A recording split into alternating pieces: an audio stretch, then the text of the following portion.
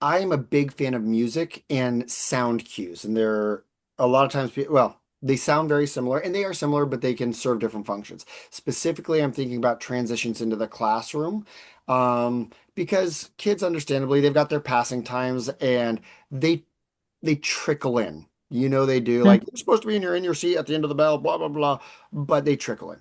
Um, if there is a consistent bell schedule, which there probably will be, you can set up alarms on your computer that will Mm. start a song from your computer so that you don't have to be managing it because I don't want teachers to be like, oh, what time is it? I haven't started that song. Set up a scheduler so it automatically starts it.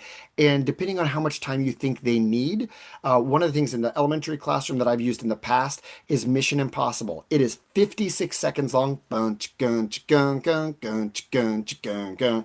And if you have that go off in your classroom, and if your speakers are loud enough that the sound gets a little bit outside your door, it doesn't need to be blaring, but those kids who are out in the hall and like, do I need to be in my class? That just sends the signal that they have 60 seconds and they need to have their keisters in their chair by the end of that song or whatever your expectation is. If 1 minute isn't long enough, I actually heard of a school where passing times were a bear for them. And so the admin, they set up a song over their PA system. And so in their passing time, I think it was Go Speed Racer or something. And they played it. It was 2 minutes and it was the signal like, hey kids, you no longer have an excuse like, I thought I had more time. No, the song told you. It told you. Now, at the end of the song or at the end of the year, every student and every teacher probably hated Go Speed Racer. So choose something that you're not going to mind hearing over and over again. But that can be a great low-key way to message Yeah. kids and let them be responsible to manage themselves. I have one song when they come in the room, Mission Impossible. I have another song when we're going to line up. Now, this is at the elementary level, but you could take this idea and twist it.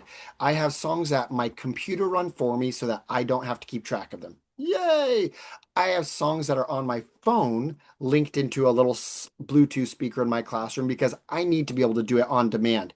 I will say Cagney and Lacey is a TV series that is before my time. I never watched it, but it is like a 32-second song-ish. You can find free songs. What am I thinking of? The intro songs to TV shows, and they're usually catchy.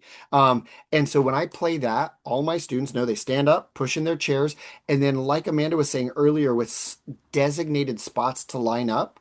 My kids have a designated spot around the room where they just go to their spot to line up as we're leaving the classroom. And guess what? It's in number order. And it's spaced out because you know what? When kids line up, they all cram next to each other, and that's when bumping and shoving and he touched me.